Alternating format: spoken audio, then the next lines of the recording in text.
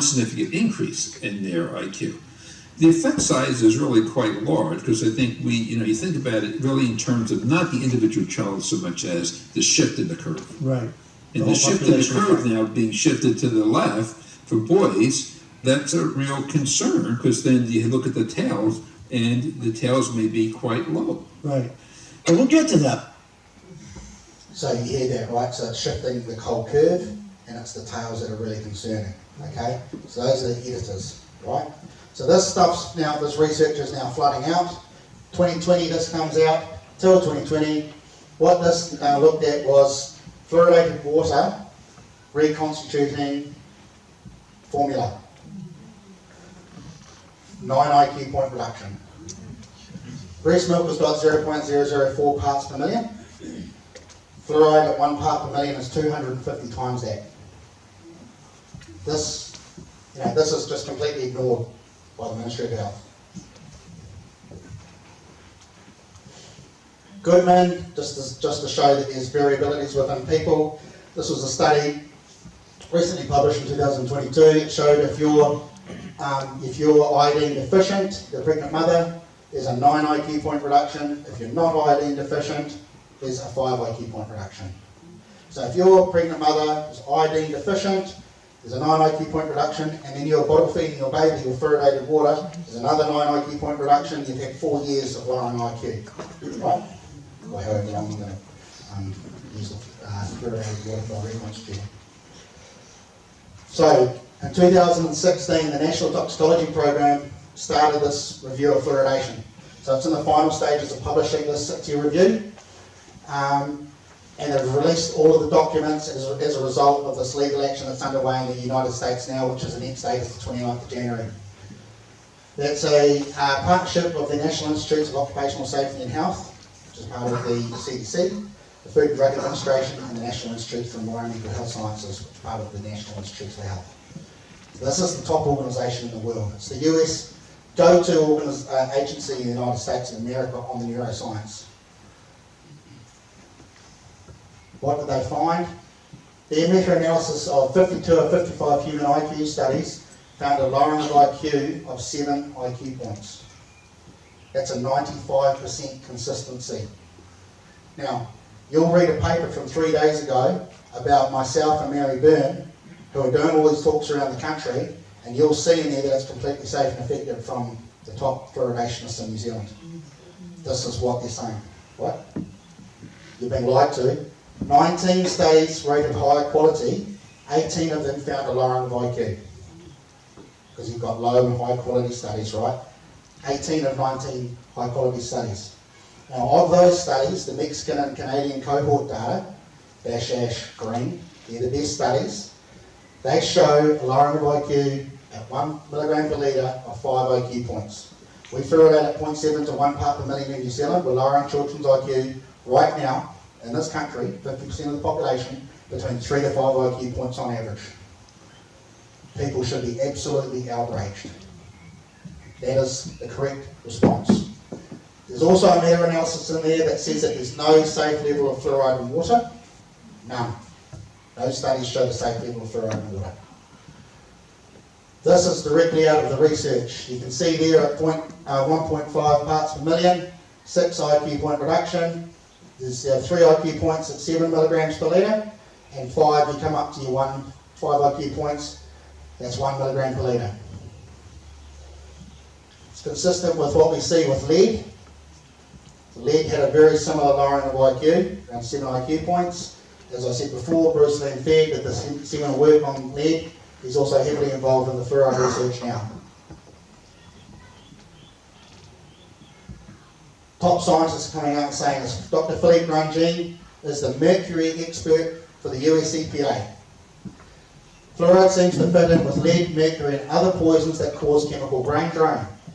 4.5 IQ points is a dramatic loss of IQ comparable to what we see with lead exposure. We are in 1996 right now for fluoride compared to lead. Okay? That's what I want you to understand. Fluoridation is actually finished, they just don't realise it yet. It's over. It's only going to be over though if you guys all stand up. The review finds with moderate confidence that higher fluoride exposure represented by a population whose total fluoride exposure, this is a bit long-winded, but it's 1.5 milligrams of fluoride. They were told to put that in. This whole 1.5 threshold thing, it's a bit of a misnomer. There is evidence below 1.5 that shows it's lowering children's IQ. That's the BASH merit cohort data that I was talking about before. Now, the American Dental Association, the dentists, not all of them, as we'll hear later, but the dentists, they just love fluoridation. They have been completely hoodwinked and convinced by this. They wanted the NTP to have a third peer review. They'd already had 2 peer reviews by the National Academies of Science, Engineering and Medicine, top science organisation in the United States. NTP said, no thanks, we've done enough review. They said they're going to publish this as soon as possible. The ADA wanted to have a disclaimer to say that it didn't apply to water fluoridation. The NTP said the highest quality studies, which I've just been talking about, relate to the areas with fluoridated water, even down to 0.6 parts per million. What has the Ministry of Health said, right? This is the absolutely latest information from them. They've come back and they've said, the Ministry of Health considers that the latest version of the draft, NTP report, State of the Science, is not substantially different from the version considered as part of the evidence update in 2021 and does not need further review. They're right in one respect. There's not a lot of difference other than some dose response meta-analysis that they've done. But the problem they don't realise is that the earlier version showed that it lowered IQ as well. They're completely ignoring the science, guys. Completely ignoring it. Both reviews conclude that there is strong, consistent evidence that fluoride causes lower IQ in children. Now, the Ministry of Health are refusing to speak to the Western Bay of Plenty. These are civil servants, right? Aren't being asked to answer some pretty simple questions. They won't do it. It is outrageous that they won't do this. Unacceptable. Right. This is what's in the actual report. So we're getting into the detail a bit, but from 2014 re-evaluated in 2021. The comments are here from us.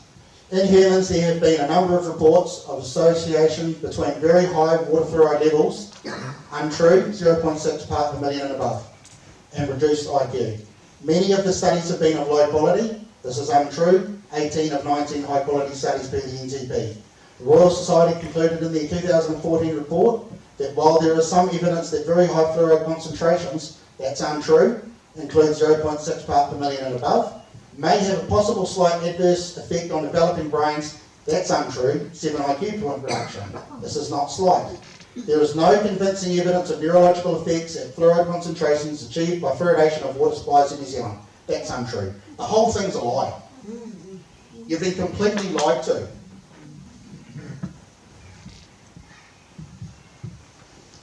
Now, broadband. This was in the Gluckman-Skegg review. A 2015 study followed a cohort of more than 1,000 people born in the early 1970s in Dunedin. This includes both prenatal exposure and exposure throughout childhood. That's from 2014.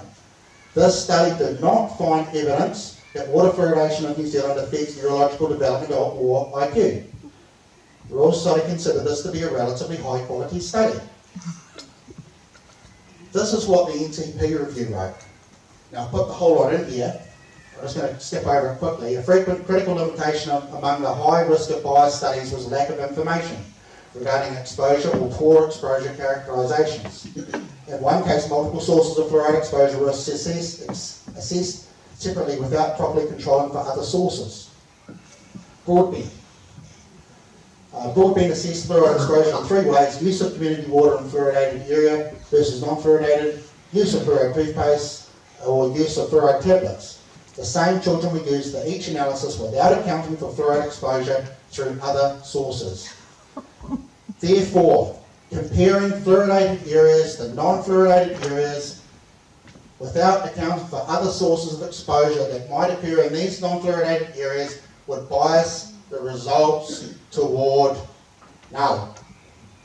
What does that mean? That means the NTP thinks this is a low quality study. The Royal Society, the Ministry of Health, think this one poor study wipes out all of the research that I've just shown you. You're being completely lied to. Fluoridation is a compulsory medical treatment per the Supreme Court. I won't read all of that, but basically they're saying we agree with the courts below that people who live or work in areas where fluoridation occurs have no practical option but to ingest the fluoride added to the water. So the treatment is compulsory. You are being forced to drink a neurotoxin. There were 5 judges in total. 1 judge ruled fluoridation to be legal.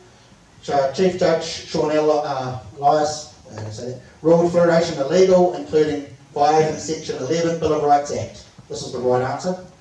Right to informed consent to medical treatment. 2 judges ruled it violated Section 11 but was justified under Section 5. Rights can be limited if demonstrably justified and free in a democratic society. The 5th judge also ruled it violated Section 11, but there was insufficient evidence on whether the limitation was justified. Therefore, fluoridation did not become illegal. There's a new court case happening right now. It was lodged on the 12th of June. The first level hearing was on the 18th of September. Hopefully Sue will go into a little bit of detail about that, but we're expecting the judgment very, very soon. This could stop fluoridation in Nelson. If it doesn't, you get your council to join up with an interim injunction, which will be discussed a little bit later. I'll discuss it now. There's 14 councils that have been directed, and those councils can link themselves to this court case, this judicial review, and then have an interim injunction. That's all they need to do. Thank you very much. I'd like you to please go to fluoridefree.org.nz. We're all volunteers that have been doing this. Mary Byrne has been working on this issue for 24 years. I've been working on it for 11 years. Completely unpaid. We'll go around the country and speak because this is absolutely outrageous. It's got to stop. So please join with us, join the local group, and please help us. Thank you.